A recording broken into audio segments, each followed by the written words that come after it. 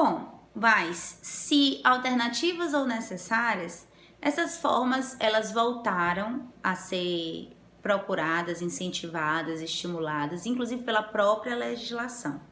E aí hoje, quando a gente fala de formas alternativas de solução de conflitos, são basicamente três, que é a arbitragem, a mediação e a conciliação. Utilizando a figura do terceiro enquanto detentor da decisão, nós temos a arbitragem, tá?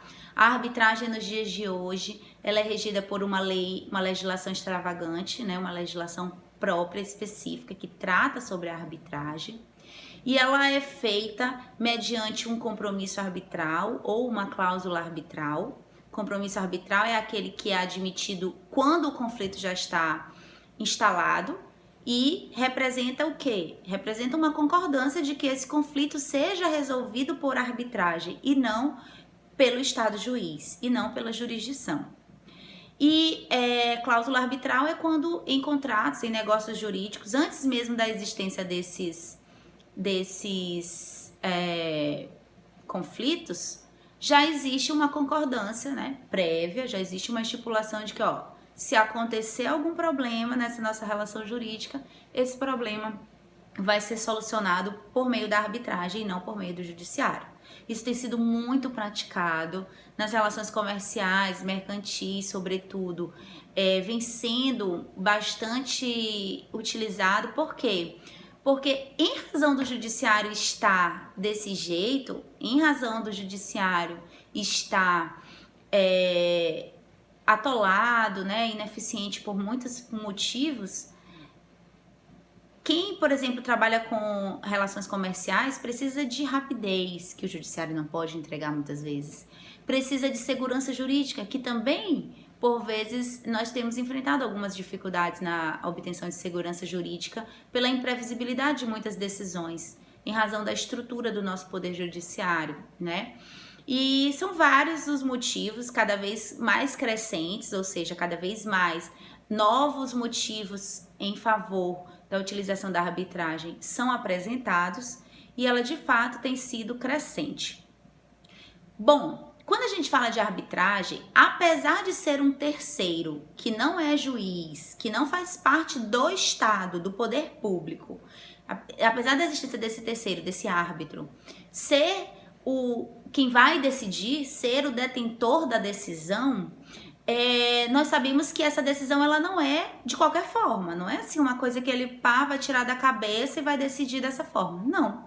Existe um ordenamento jurídico que vincula as decisões, então a arbitragem ela não é a revelia da lei, ela só não consiste em uma decisão proferida pelo poder público, mas toda aquela realidade, toda aquela sociedade e a fatia da sociedade que chega na arbitragem para solucionar um problema, todos estamos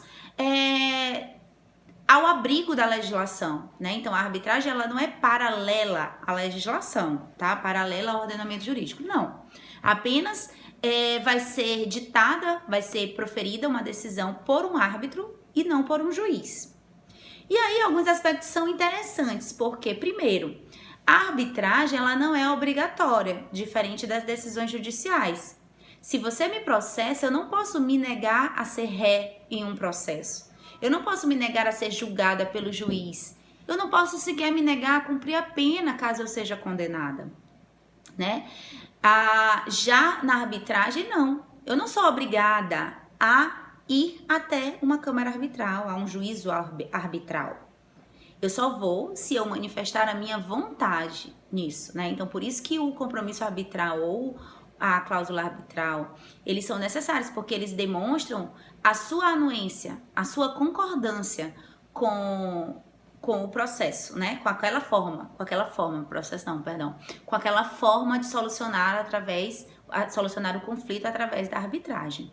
E aí, uma vez que eu concordo, uma vez que eu me submeto à arbitragem, olha só que interessante, a decisão proferida pelo árbitro, ela é definitiva. Não cabe recurso judicial de decisão arbitral. Ah, professora, o juiz pode suspender a decisão arbitral? Não. O juiz pode modificar a decisão arbitral? Não. Enquanto no processo judicial existe, por exemplo, o princípio do duplo grau de jurisdição, que me garante um reexame, uma releitura, uma revisão daquela matéria que eu levei para o Estado juiz, já na arbitragem isso não existe. É uma decisão definitiva. Ao judiciário, cabe apenas a possibilidade de anular uma sentença arbitral se ela estiver inválida na perspectiva formal. Por exemplo, se ela não for produto da livre manifestação de vontade das partes em se submeterem a uma decisão arbitral. Aí sim, o judiciário pode revogar essa decisão, retirar, modificar, né? Modificar no sentido de anular. Tá? E não de modificar o conteúdo, não de dizer, eu entendo diferente, eu acho que é assim, eu acho que é assado. Não, isso o judiciário não pode fazer. A decisão arbitral, ela é soberana. Ela somente pode ser tocada, tangida pelo judiciário se for na existência de vícios formais, de problemas na formalidade, na validade formal, certo? E aí é interessante também mencionarmos que, foi proferida uma decisão arbitral, um árbitro decidiu. Lembrando que para ser árbitro não precisa ser profissional do direito necessariamente. E essa é uma das vantagens também conferidas para a arbitragem. Porque eu posso ter um árbitro que seja um profissional com muito mais ligação de conhecimento com o objeto do conflito. Se é um conflito na construção civil, é muito mais fácil obtermos uma decisão adequada advindo de um outro profissional da construção civil do que de um profissional da área do direito, que não possui aqueles conhecimentos técnicos da área civil, da construção civil. Tudo bem que no processo judicial é possível utilizarmos peritos, né? Peritos técnicos que são profissionais da área que manifestam o seu entendimento, que manifestam a sua compreensão sobre aquela determinada matéria. Mas isso também tem um custo para o processo, isso também tem um custo para o acesso à justiça, seja um custo financeiro, seja um custo com relação à demora, que é muito maior, e até mesmo a própria análise, porque quando se tem um perito, é possível a apresentação de quesitos, o que também requer um conhecimento específico. É possível a existência de laudos periciais distintos para contra-argumentar o laudo do perito oficial e vários outros percalços, digamos assim, que podem decorrer disso, da necessidade do juiz lançar mão de um profissional que detenha um conhecimento específico sobre aquela matéria, para que, de posse desse conhecimento técnico, o juiz possa enquadrar a situação no ordenamento jurídico, né? Na legislação e nas demais fontes de direito que nós possuímos.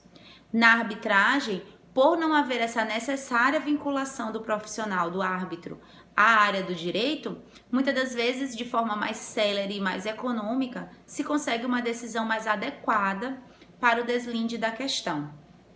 E aí, uma vez proferida a decisão arbitral, decidida a questão, se uma das partes não a cumprir, aí sim é possível lançar mão do judiciário para executar essa decisão arbitral, ou seja, para fazer cumprir compulsoriamente, para obrigar o cumprimento daquele que, mesmo tendo concordado com a submissão da controvérsia ao processo arbitral, não quis cumprir depois.